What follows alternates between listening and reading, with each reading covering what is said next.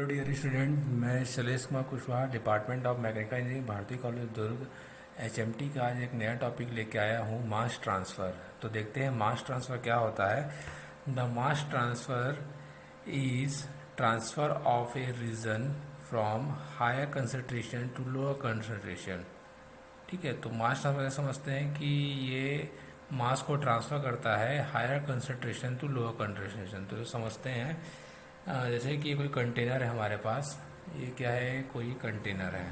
ठीक है, इसमें दो फ्लूइड है, फ्लूइड ए और फ्लूइड बी। इसको एक वॉल से अलग अलग किए हैं। ठीक है, इसमें क्या किए हैं, ये ए है, ये बी है, इसको वॉल से क्या किया, अलग किया। यहाँ अपने पास हायर कंसंट्रेशन वाले फ्लूइड है। ठीक है, हायर कंसंट्रेशन फ्लूइड है, यहाँ पे लोअर कंसंट्रेशन फ्लूइड है ना। क्या है, लोअर कंसंट्रेशन फ्लूइड है। तो जब मैं ये वॉल को हटाऊंगा तो फ्लूइड मेरा फ्लो करेगा higher concentration to lower concentration, यहाँ से इस डायरेक्शन में मूव करेगा। इसको हम सबसे अच्छा एग्जांपल समझ सकते हैं, जैसे चिमनी है ना, या फिर चिमनी से धुआं निकलता है। ठीक है, चिमनी से धुआं निकलता है तो पहले धुआं क्या है, कुछ दूर तक सीधा जाता है ना, यानी धुआं क्या है, हायर कंसंट्रेशन है।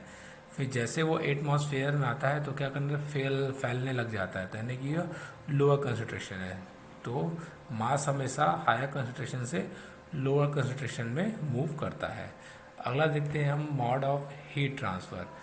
तो हमारे पास various mode of heat transfer है। पहला है मास ट्रांसफ़र बाय डिफ्यूज़र, फिर दूसरा है मास ट्रांसफ़र बाय कन्वेक्शन, तीसरा है मास transfer by change in face. तो पहला हम देखते हैं मास ट्रांसफर बाय डिफ्यूज़र, या फिर इसी को एडी डिफ्यूज़र भी कहा जाता है, या फिर इसको मॉलिकुलर डिफ्यूज़र भी कहते हैं। ठीक है, इसका तीन चार नाम है, जैसे कि मैंने यहाँ लिखा है मॉलिकुलर और एडी डिफ्यूज़र। ठीक है, तो देखते हैं क्या होता है।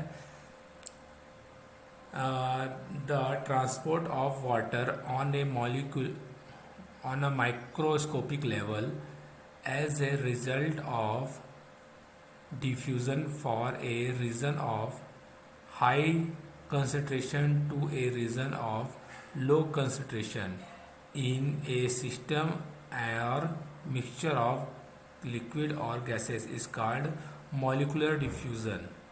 ठीक है, तो समझते हैं क्या होता है। मॉलिक्यूलर डिफ्यूज़न बोलता है अगर किसी में मास का ट्रांसफर माइक्रोस्कोपिक लेवल पर होता है ना, यानी कि हायर डिफ्यूज़र से लोअर डिफ्यूज़र में माइक्रोस्कोपिक लेवल पे होगा तो उसको मॉलिक्यूलर डिफ्यूज़न बोलेंगे।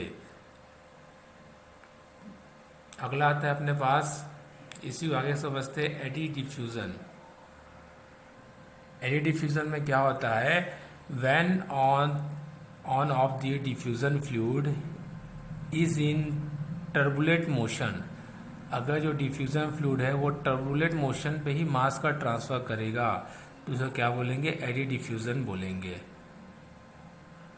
समझे क्या होता है, मास ट्रांसफ़र जो टर्बुलेंट मोशन पे होगा। ठीक है, फ्लूइड में मास ट्रांसफ़र होता है, अगर वो टर्बुलेंट मोशन में है तो उसमें एडी डिफ्यूज़न कहलाएगा। तो हम समझ सकते हैं कि mass transfer is more rapid by eddy diffusion take by molecular diffusion, यानी कि जो एडी डिफ्यूज़न है वो अधिक मास ट्रांसफ़र करता है as compare to molecular diffusion का। ये हमको हमेशा याद रखने की चीज़ है कि जो एडी डिफ्यूज़न है वो बहुत ही अधिक तेज़ी से मास का ट्रांसफ़र करता है as compare to molecular diffusion. जैसे समझ सकते हैं, जैसे कि वही बताया, जैसे मैं पहले एग्जाम बताया था, स्मोक और स्टैग, यानी चिमनी से धुआं निकलना है ना, बड़ी मात्रा में मास को ट्रांसफ़र कर सकता है। यानी कि टर्बुलेंट फॉर्म में निकलता है धुआं तो बहुत अधिक मात्रा में मास का ट्रांसफ़र कर सकता है।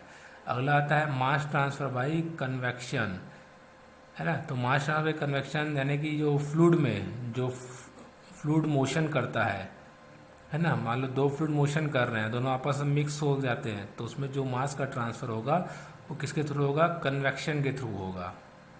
या फिर कोई हॉट फ्लूइड एक पाइप के अंदर फ्लो कर रहा है तो अपने, है ना, जैसे कि ये पाइप है या ट्यूब है, इसमें कोई हॉट फ्लूइड मूव कर रहा है तो क्या करेगा, ये कन्वेक्शन के थ्रू हीट को ट्रांसफ़र कर देगा वो, है ना। तो इसको भी क्या करेंगे, मास ट्रांसफ़र बाय कन्वेक्शन बोलेंगे। या फिर दो फ्लूइड को मिक्स करके हम लोग फ्लो करा देते हैं, तो उसके क्या होता है, टेम्परेचर तो कांस्टेंट हो ही जाएगा, साथ में साथ मास भी उसका कांस्टेंट हो जाता है। ठीक है, तो इसको बोलते हैं मास ट्रांसफर बाय डिफ्यूजन। अगला आता है mass transfer by change of face, है ना। तो mass transfer change of face, तो उसको एग्जांपल समझते हैं हम लोग। जैसे कि boiling of water in open space, जैसे कि ओपन स्पेस में पानी को गर्म करते हैं तो पहला क्या होता है, पानी वेपर में कन्वर्ट होता है। एनर्जी लिया तो लिक्विड से क्या बनेगा, वेपर बनेगा, यानी कि उसके फेस को हम चेंज कर दिए है ना। तो लिक्विड फेस से वो वेपर फेस में आ गया है, और वो अपने क्या करेगा, एनर्जी को फिर बाद में ट्रांसफ़र कर देता है। तो इस तरह से ये प्रोसेस चलता रहता है। ठीक, तो समझते हैं क्या होता है। Mass transfer occur whenever a change from a phase to another take place, यानी कि एक फेस से चेंज होके अदर फेस में चला जाता है। दूसरा होता है mass transfer such a case occur due to simulation action to convection and diffusion, है ना। यानी कि कन्वेक्शन और डिफ्यूजन का ये सिमुलेशन एक्शन होता है। ठीक है, तो उसको बोलते हैं mass transfer by change in face, यानी कि फेस में चेंज कर दो और साथ में मास को ट्रांसफ़र कर दो, तो मास ट्रांसफर इन फेस कहलाता है। आगे देखते हैं हम लोग। अगला है हमारे पास कंसंट्रेशन। तो कंसंट्रेशन क्या होता है, इट इज़ रेशियो, नहीं सॉरी, कंसंट्रेशन क्या है, या फिर इसको बोलते हैं मास डेंसिटी। ठीक है, तो वही है, देखिए इसका यूनिट देखते हैं, किलोग्राम पर मीटर क्यूब, यूनिट समझने की कोशिश करते हैं। ठीक है, मास कंसंट्रेशन यूनिट क्या होती है, किलोग्राम पर मीटर क्यूब, यानी कि कोई भी अपने पास स्पेसिफिक है, मान लो ए है, ठीक है, जिसका मास है हमारे पास, है ना, कोई मास है ए केजी का मास है। ठीक है, तो उसको मल्टीपल कंपोनेंट में मिक्स कर देते हैं, किसे मल्टीपल कंपोनेंट में मिक्स कर देते हैं, तो मास पर यूनिट वॉल्यूम ऑफ मिक्सचर बोल सकते हैं।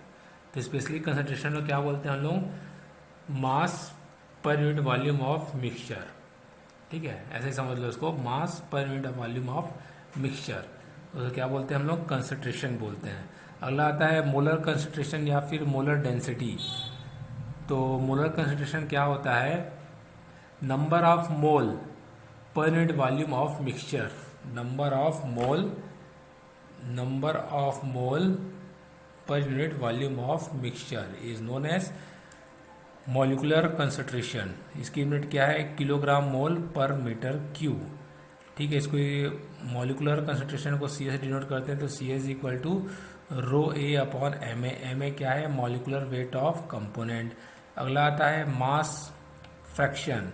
तो मास फ्रैक्शन क्या होता है, एम ए होता है, ये रेशियो होता है मास कंसंट्रेशन अपॉन मास डेंसिटी।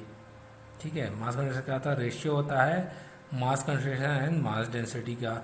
अगला आता है अपने पास मोल फ्रैक्शन, है ना। तो mole fraction is equal to c a upon c. C a क्या है मेरे पास, मोल कंसंट्रेशन है, और सी ए कॉन्स्टेंट है, जो दो चीज़ से मिलकर बना होगा, कंपोनेंट ए और कंपोनेंट बी। तो इन दोनों को हम निकालते हैं, तो फार्मूला बनता है P A upon G T upon P A upon G T, जहाँ जी क्या है, यूनिवर्सल गैस कांस्टेंट है, तो इसकी वैल्यू रखते हैं, तो सी अपने को क्या करेगा, मिल जाएगा। तो इस तरह से इसको निकाल सकते हैं। Thank you.